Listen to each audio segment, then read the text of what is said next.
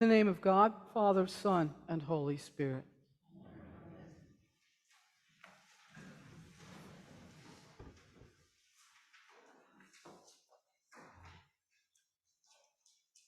At some point in each of our lives, or perhaps at numerous times, I'm willing to bet we have each felt a combination of doubt, discouragement, and despair. Many things can cause us to sink into a fog of anxiety and unhappiness. Financial problems, health worries, family discord, job insecurity, the loss of a loved one. When you're stuck in the middle of it, it seems as if things will never be right again. Who among us hasn't tossed and turned at 3 a.m.? We forget there ever was a thing called hope, and all we think we believed about God's presence with us, well, that's out the window. These feelings of anxiety and fear and that sense of God's absence had to be weighing heavily on these followers of Jesus who were hiding themselves in Jerusalem in the wake of his murder, and there can be no other really word used, his murder on Good Friday. They had heard from the women that Jesus was risen from the dead, but how could they believe such a thing? They had no idea what to do next. Jesus had told them to carry out his work, but how were they to do that? Well, a couple of them decided to head for home to the nearby town of Emmaus. So these two, Cleopas and his unnamed companion, and just incidentally, I think this is kind of interesting. Most scholars believe the reason that his companion is unnamed is because his companion was probably a woman and therefore not worthy of being given a name. Anyway, the two of them set off to walk the 7 miles. And there they were, plodding along, full of confusion, no idea of what the future held, just trying to sort things out. Now, that particular road was heavily traveled, so it wasn't really a surprise when someone else walked up beside them. He joined in their conversation, and somehow it didn't seem rude or intrusive for this stranger to just break into their chat. Well, the stranger didn't seem to know much about current events, about the big doings in Jerusalem, about the crucifixion. So they tell him about the empty tomb and how some women had seen visions of a divine messenger or angels who said that Jesus was not dead but alive. But still, the travelers said to the stranger, no one had seen him, so perhaps the women had just heard what they wanted to hear. Now, remember, this is before he appeared to the disciples in the upper room in John's Gospel. It's confusing because these Gospels all follow different timelines. So now he stops them, for they're rambling on in a tumble of words, and he says basically, well, all that has happened aligns with what had been foretold. And he laid out exactly how the ancient sacred texts foretold the story of the Messiah.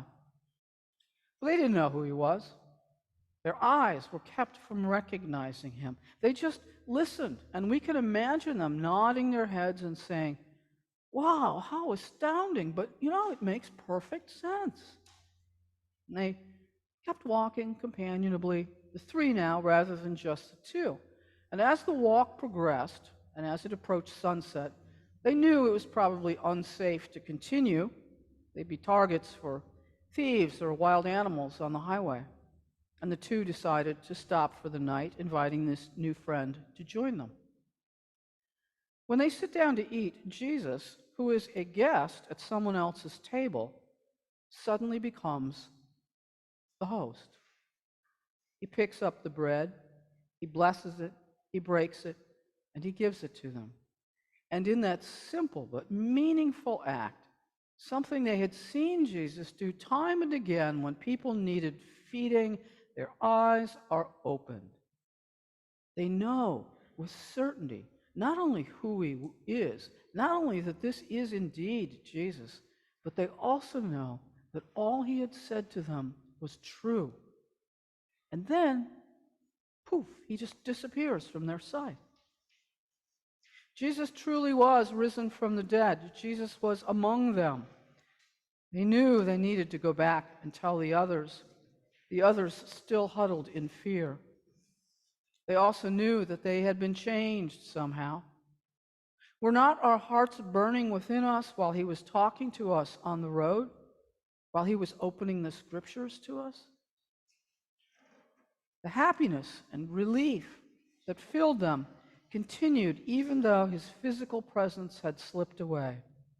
It energized them, pushed them to make that walk back in the dark on that highway, to go back up the stairs to that room and tell their story to the others.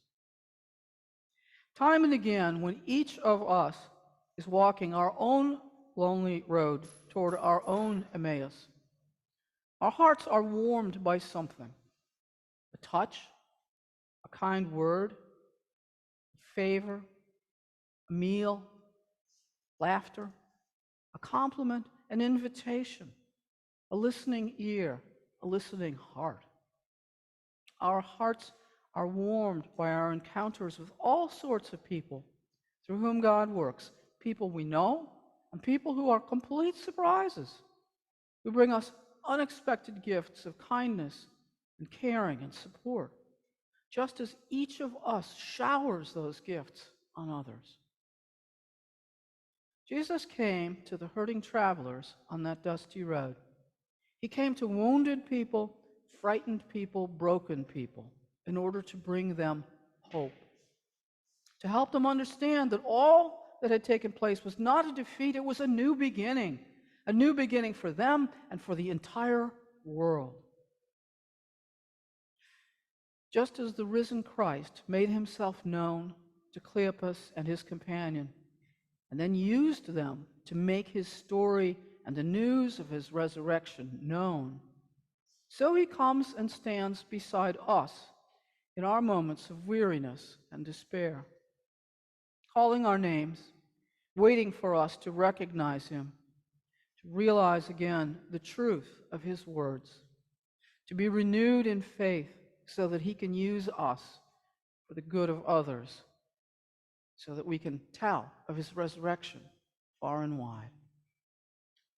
In countless ways, Jesus comes among us, never demanding, never insisting we let him join us, but waiting patiently for us to open our eyes, see him, and invite him in, just as those two travelers did, to invite him in.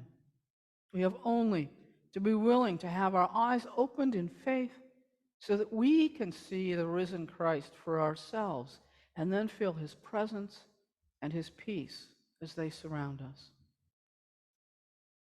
When he was at the table with them, he took bread, blessed and broke it, and gave it to them. Then their eyes were opened and they recognized him. May we always recognize him, and may our hearts always be warmed by the gift of his presence at the Lord's table. May we too always know him in the taking, blessing, breaking, and giving of bread, which we practice every Sunday. Okay, it's over. I'm in.